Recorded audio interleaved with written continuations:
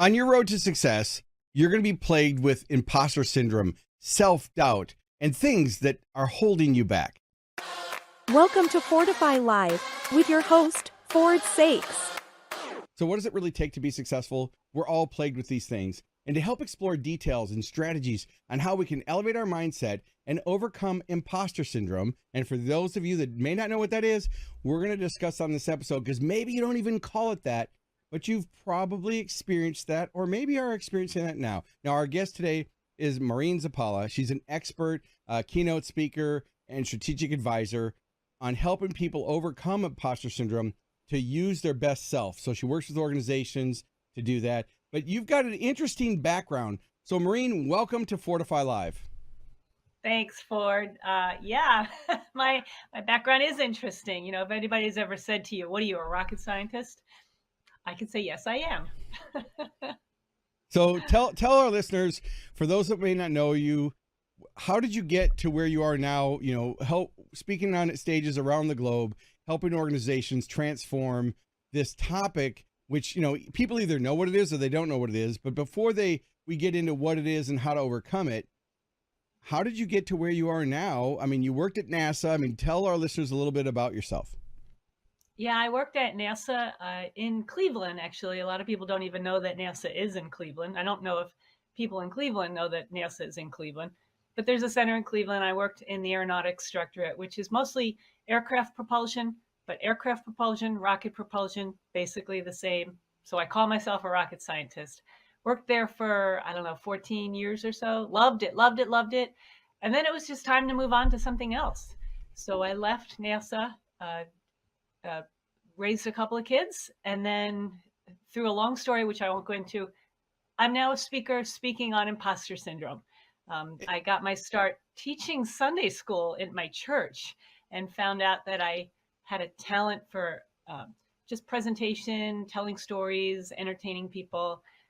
Then I had to find a topic, landed on imposter syndrome by reading a book, did a deep dive into the topic, realized that imposter syndrome defined my life at NASA. And so then I made it a mission to dig deeper into the content so that I could share a message with overcoming it.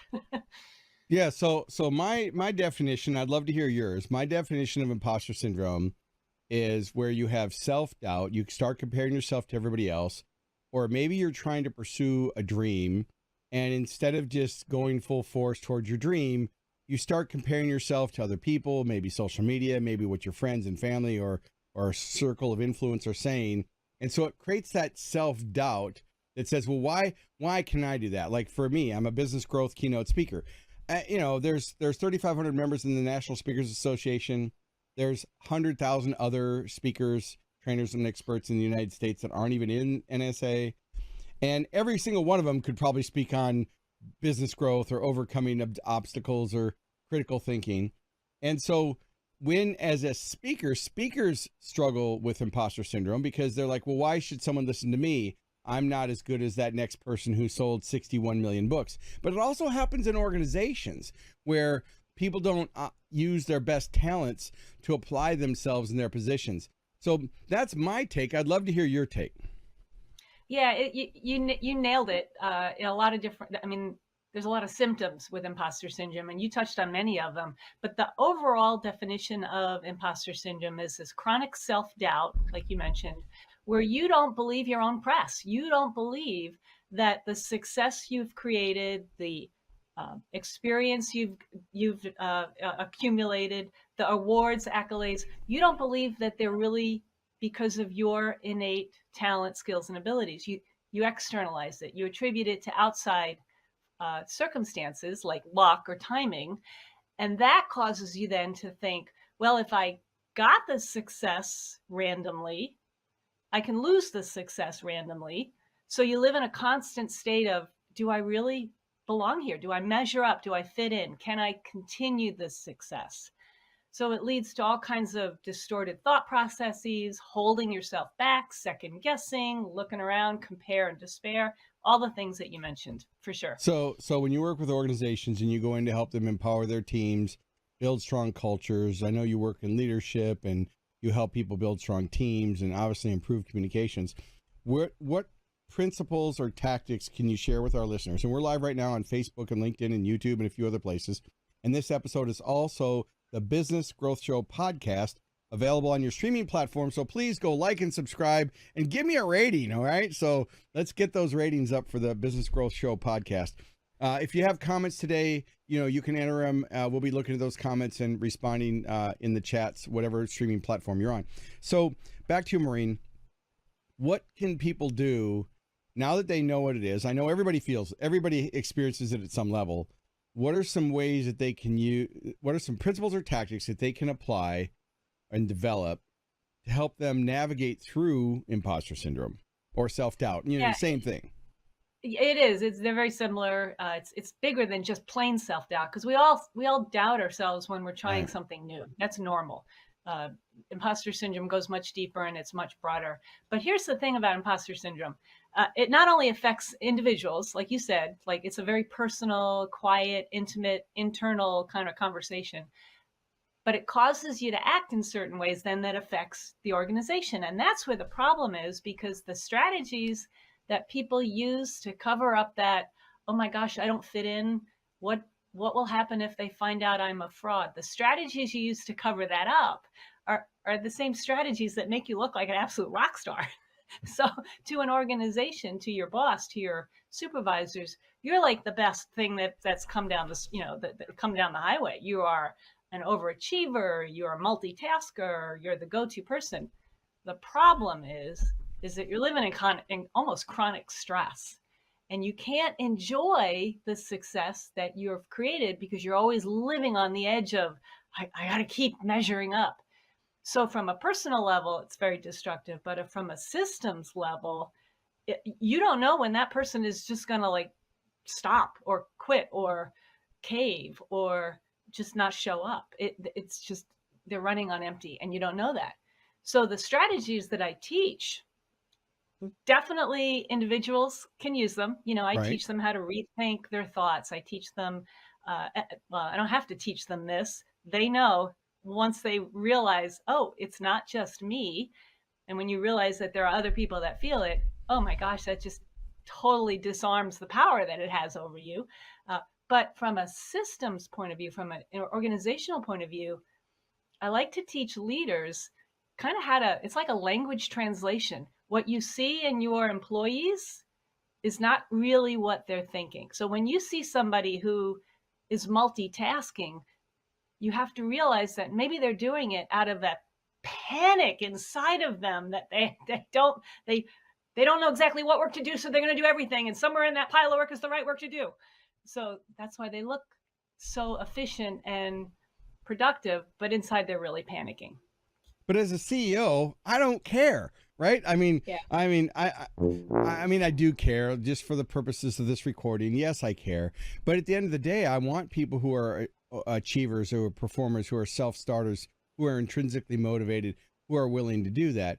But at the same channel, I do understand the huge exodus that we have right now in the country with people who are burnt out, underpaid, overworked, stressed out. They're not happy at work. They're not happy in their home life. And so I understand that as a CEO myself, I want them to be motivated, but at the same time, I want them to have work-life balance. I mean, I recently saw an email that said, it was from a CEO, and I'm going to paraphrase this, but it basically said, I'm responding. If you're receiving this email after hours, I'm responding when it's convenient to me. If you're one of my staff members receiving this after hours, I believe in work-life balance, so you can respond when it's convenient to you. And I just thought that was, it was said better than that, but it was basically the premise of, because for me, I might be answering my emails at, 11 o'clock at night, 12 o'clock at night, 2 in the morning, 6 in the morning if I'm going on an early flight to go speak somewhere. I really don't expect my team to answer it right then, but I thought that was really great to set the expectation. But an overachiever might get that email at midnight and think, oh, I got to respond to that. I need to show that I'm there. And so I think that's cool. But if you're teaching them, how does that work? And I'm really curious. I'm acting like there's no one listening, right? How does that work where I would be afraid to take my foot off the gas? Yeah. Well, I think stepping back, it's good for leaders, and I know leaders do this. They they're looking out for the good of the company, right? So what things are in opposition to the good of the company? Things like, people that are quiet quitting, people that are, what's the new buzzword I just heard recently? Presenteeism, which Oh, basically really? says, yeah, Like we need another presenteeism. term for this stuff. I know. That's what I thought too. In fact, it's so new, I can't even remember what it is. But it was like, oh yeah, I know what that is. It's something along the lines of, yeah, I'm present, but I'm really not. I'm kind of doing something else while I really am here. It's not quite quiet quitting. It's more of subversive distraction, I guess. And also imposter syndrome causes great, smart, qualified people to shrink back and feel like I don't deserve to be heard, or what if I say something stupid, or it's not my job, I'll let somebody else do it. And they are missing a chance for personal growth, to make a mark in the company. I had a conversation with one of my clients. They run a manufacturing company.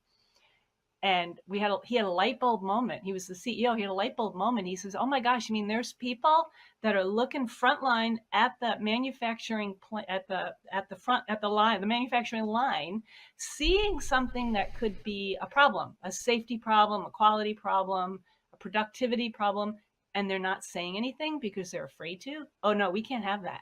So those are some of the issues that imposter syndrome affects in an organization. That's why it's important for leaders to know this. Leaders may or may not struggle with it. Most of them probably do.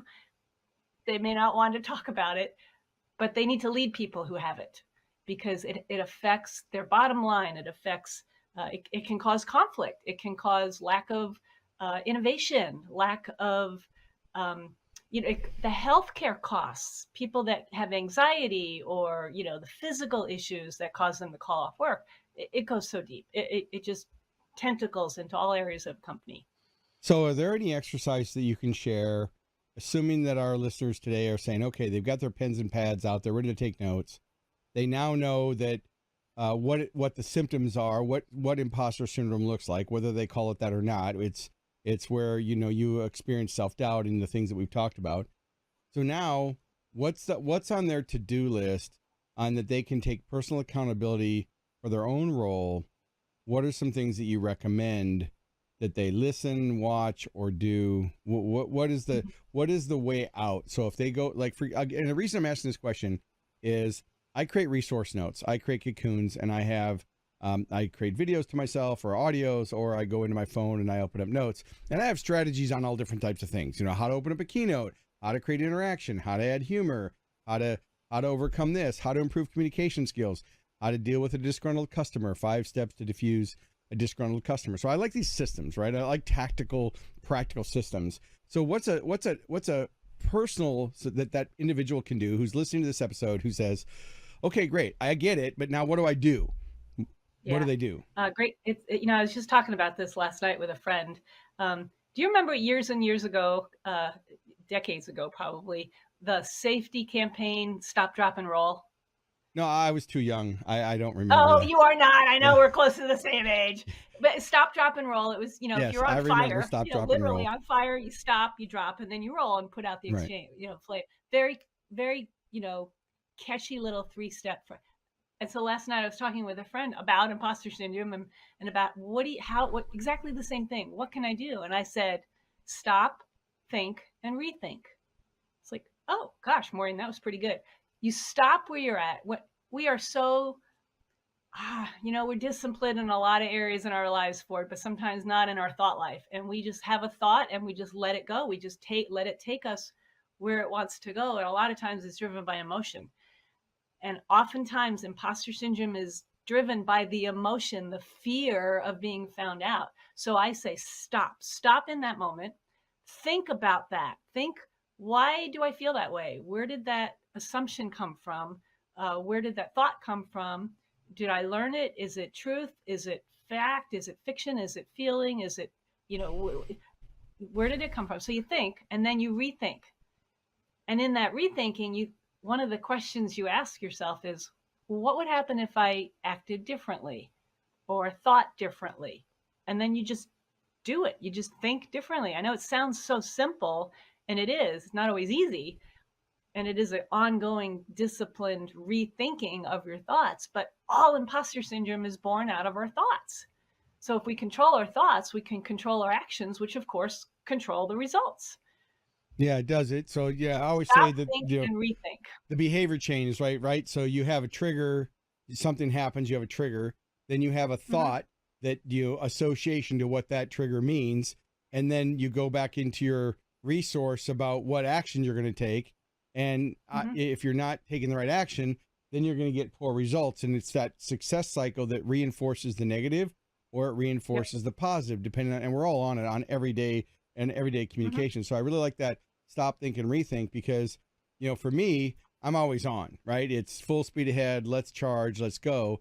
And I've had to, over the years, through my coaches and mentoring and some of the self-development that I've done, realize that, okay, if I'm asking the wrong question, then the answer doesn't matter. Is this real or is this just an opinion? Is this based on fact or fiction? And what's my evidence to support this? Is it something I learned or is it something I experienced? That's the key phrase. Evidence is the key phrase because we tend to negate the clear evidence that says you're qualified, you're smart, you've got the degree, you've got the rewards, you've got the awards, you've got the promotion, you've got the street cred, you've got what it takes. Imposter, and the other thing too, imposter syndrome always screams the loudest in times of change and transition. So if you're changing into a new job or a new title or a new culture or a new day, yesterday was Wednesday, today's Thursday. That's part of the thinking, rethinking. It's like, what was different yesterday than tomorrow? Oh, wait, I was good at that. I don't know if I'm going to be good. Well, is that true? Let's challenge that. You might not have the skills to do what you need to do tomorrow, but you have the character qualities to kind of get you through the hump. And we undervalue those character qualities. Yeah, when when emotion goes high, logic goes down. Years ago, I went to therapy. My first divorce, I decided I was going to try to go through marriage therapy, and then if I could make the relationship work, because I'm Mr. Fix It. Like, let's fix it. Well, you either fix it or you something else. So once I made the decision to say, okay, I'm going in another direction, then I went talked to a therapist, and the therapist gave me this analogy, which I thought was really interesting. And he said, Ford, have you ever, do you remember watching Star Trek as a kid? Now, I know some of our listeners may not know what that is, but it was a famous TV show based on, space. And so there was three main characters. There was Spock, who was the logical person. There was Bones, who was the doctor, who was super emotional. And then there was Captain Kirk. And it was interesting because this therapist said to me, he said, Ford, you operate with, he said, most people's captain, like Captain Kirk, are developed by the time they're 12 years old. But because of your childhood, being in foster care, bounced around and bad childhood, you never developed your captain. So you've lived your entire life either fully on emotional, which is barring any logic, or relying on logic to justify your decisions, but you haven't developed your captain. And he said, so you really need, the captain is what gives balance. The captain is what balances logic and emotion. And when he gave me that analogy, I thought, that's right. And it's interesting because since that time, which was, over a decade, it was actually almost 20 years now ago, when I'm in a situation, I do stop and I think. I haven't rethinked. I think I'm going to add that next step. I think I stop and I think and then I act, but maybe I'm going to stop, think, and rethink a little bit longer. But I have asked myself, who's actually in charge right now? Is my captain in charge? Is Spock in charge? Am I just operating out of logic and I don't have any empathy, so I'm not really cued into what's happening in the narrative? Or am I being just super emotional where I'm not even using any logic because the scale got tipped in the other direction? And so, I think that no matter where you are in your business life, no matter what level of the business cycle you're in, whether you're a new entrepreneur, an inventor, a startup company, maybe you are in the growth stage of your business, or maybe you're at the mature or the succession part of your business, wherever you are on that curve, you can always better your best. I think, and I say this every single episode, that the more I know I don't know.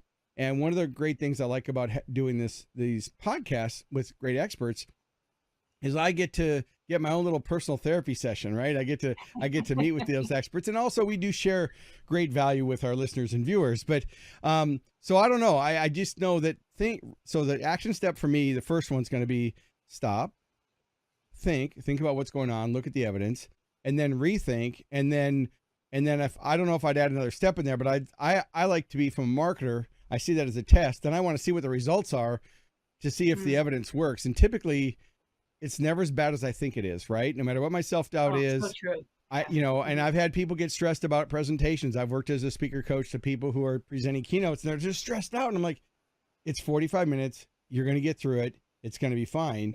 But it's interesting, the perspective, right? So it's changing your perspective. It is. And I say that a lot to people too. I mean, having worked at NASA on some pretty high level projects, some things that I just can't talk about anymore. We always joked, well, it's not like the stability of the free world is in the balance. But it was. But it was. But guess what?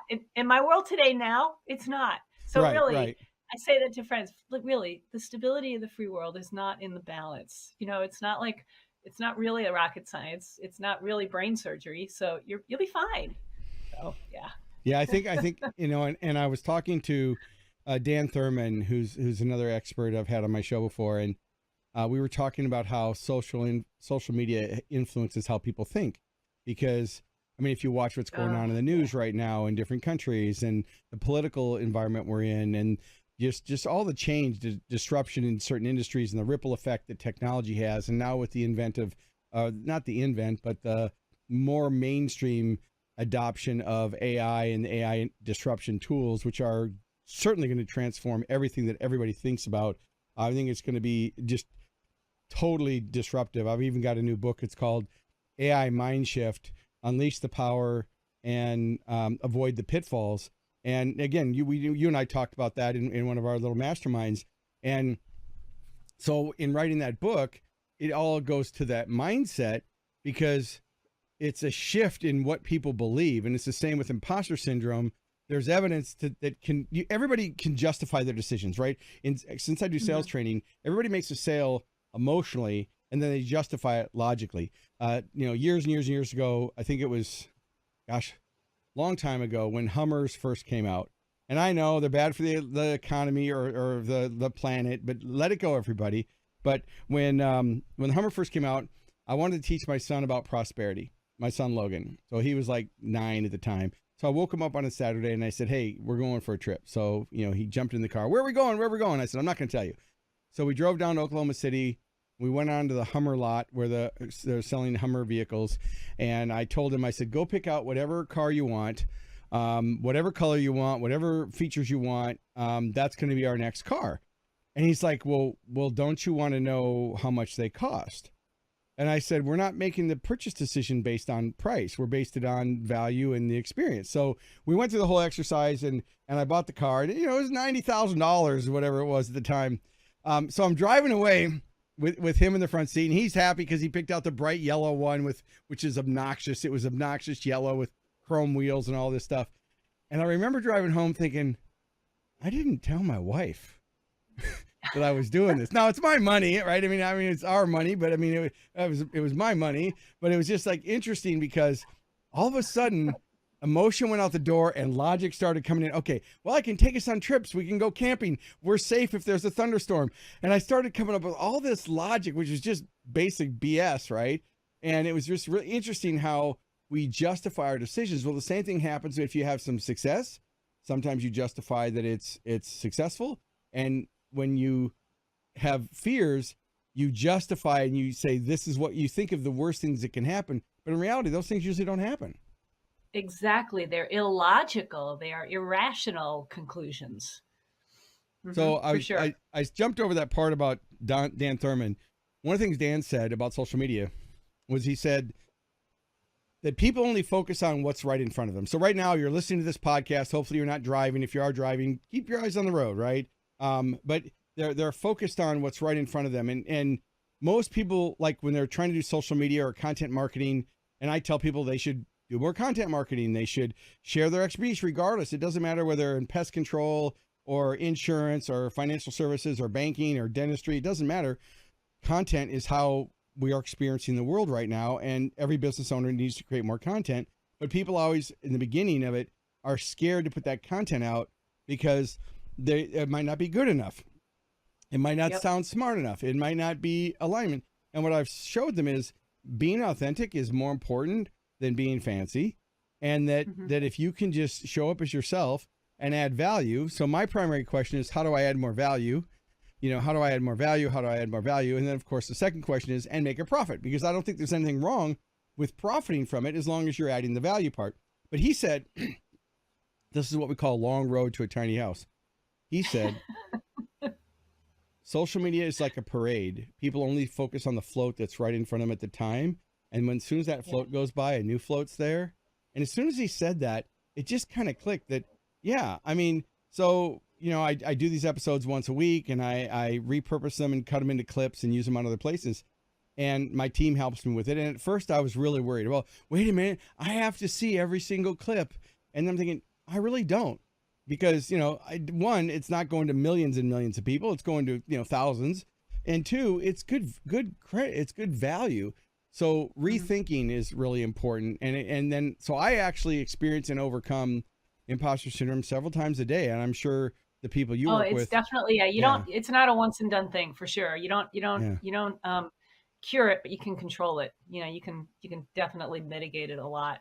And let me speak to your point. I love that quote. We talked about the Dan Thurman thing about how it's a parade, and we're only focused on what's in front of us. And related to that, and kind of what you were saying earlier, I'll rephrase it. What will people think of me if I fail, if I show up differently, if I try something different? What will they think of me? And we forget, and I have to remind this to myself, we would be shocked at how little people think of us when we realize how infrequently they do. Yeah, I wish I need to write that. We are just a float in their parade. I should just put that as a bumper sticker across my my monitor, because it literally is so true. We start thinking that other people think of us more than they really do. And Les Brown used to say, stop worrying about what everybody thinks. 80% don't care and 20% are glad if you fail. Right. So it's like, it doesn't really matter. You might as well just do it. Now, as an entrepreneur myself and starting multiple companies, as a speaker, there's always a lot of risk. So my risk tolerance is a lot higher than some people. Because you've experienced it, right. For somebody who hasn't, it's terrifying and scary, and the stability of the free world is in the balance because it's their free world. and it's interesting because, and I had to learn that too, that growing up and in hiring people, because I've hired, over 1,000 people in my companies, I'm sure by now. And, I had to learn that everybody's motivations are different. Their personalities are different. Their belief systems are different. The generations in the marketplace are different right now.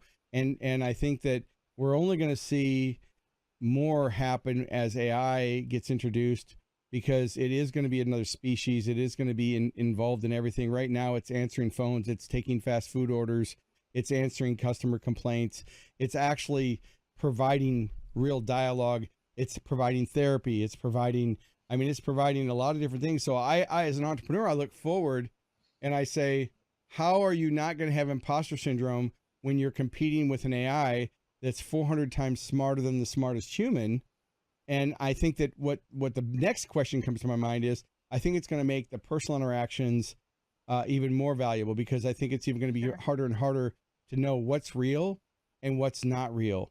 Even on the introduction to this show, and as we get ready in a few minutes here and I hit the outro for this episode, my outro is all AI, right? And so the whole narrative, now that I've said it, you'll hear it, but most people wouldn't hear it. And this is AI 6 months ago that I did the AI voice. Now the voices have gotten better. The AI has gotten better. It's even used speech modes of and let me think and connectors.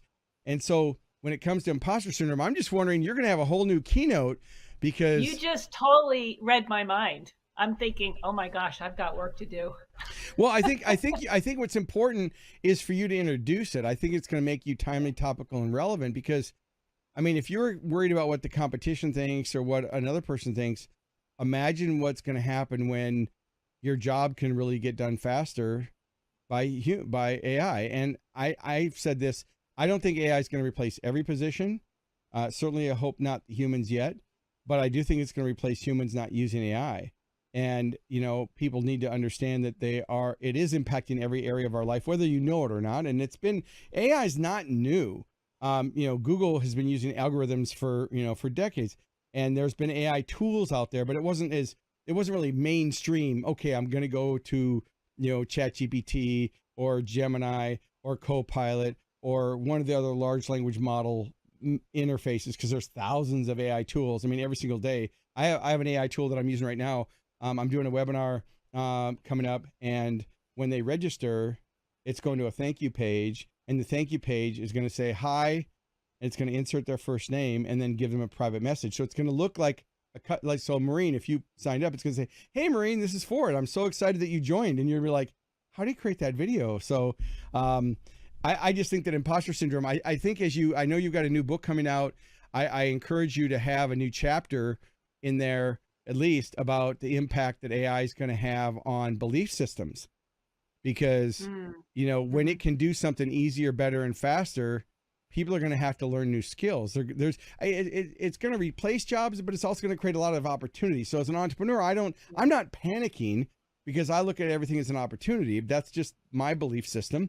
It's just like you said, a challenge is a challenge. The event is the event. It's what you think about, right? So I don't know. That's a long road there, but I'm just curious. What are you thinking about? What are people going to do when they're going to even have more self-doubt? I think you nailed it when you said it comes down to the personal experience, the personal interactions, because there's no AI that can tell a story about Maureen Zappala quite like Maureen Zappala can. Right. As an example, they can go out and source it, but they're not going to be able to tell it like I do. They're not going to be able to experience it and assimilate it into the rest of my belief system. And we need that kind of interpersonal connection. So you're right. That's what we need to focus on. AI does have its place. I use AI a lot. I use ChatGPT all the time. But I go back and redo it to reflect me, the person of Maureen. Yeah, and while we're on the topic, just so I can put this for the episode and for the future recording, look, AI is an intern, not an expert. It's not a replacement for human thought. It's going to replace certain types of things. Like it can take a fast food order. I do a lot of work in franchising, and especially what happened with California. And I work with a lot of quick serve restaurants, which are called QSR, fast service and full service, fast dining and full service dining. And what I found is, it can do fine taking an order, because it's a certain variable of questioning. Now there are AI that can do appointment setting for medical facilities. It can call the patient, get their dates, get their schedule, and book appointments. So it's getting to the point where it's not just generating text based on a prompt. It's actually an experience. And so again, this episode isn't about that necessarily, but I do think it's important as we look at what's going to happen 6 months, a year down the road, and how do we remain timely, topical, and relevant. I've been in the industry now for decades, and when I say the industry, I'm talking about speaking. I'm in the Hall of Fame with less than 200 other people in the world, and I'm honored to do that. But I will tell you, I had some imposter syndrome when I first got inducted, because sure. I'm in there with people that have done a lot more and are certainly celebrity type speakers versus expert. I fall in that category of expert. Some people would say celebrity in certain industries, but I'm not a celebrity, right? I'm not someone who a household name in the general public. That I'm not Tony Robbins or Les Brown, even, for that matter. Any closing thoughts that you'd give our listeners? And for those of you listening to the podcast, you can check Maureen out at maureenz.com. Imposter syndrome expert. She's a keynote speaker. Her last name is spelled Zappala. So Maureen Zappala. Any closing thoughts, and then stick around after the end here. I guess my closing thought is that imposter syndrome is very common. It is not a character flaw. It is not a superpower to be embraced. It is just a symptom of distorted thinking that can be undistorted so that you can just get on with the business of enjoying your career and flourishing in the life that you're trying to create. I think that's just well said. And I know that every organization, from big to small, from startup to billion-dollar companies, can benefit. So if you're looking for a keynote speaker on getting the most out of your team, helping your top performers stay top performers, reduce attrition, increase retention, and improve engagement, definitely check out Maureen at MaureenZ.com. Thanks, Maureen. Thanks, Ford. It's been fun. Thank you for tuning in to Fordify Live. Make sure to like, comment, and share this episode on your favorite social media platform. And don't forget to subscribe to the Business Growth Show podcast, available wherever you get your podcast streaming fix. We air weekly at 11 a.m. Central Time. So until next week, keep pushing the boundaries and never stop growing.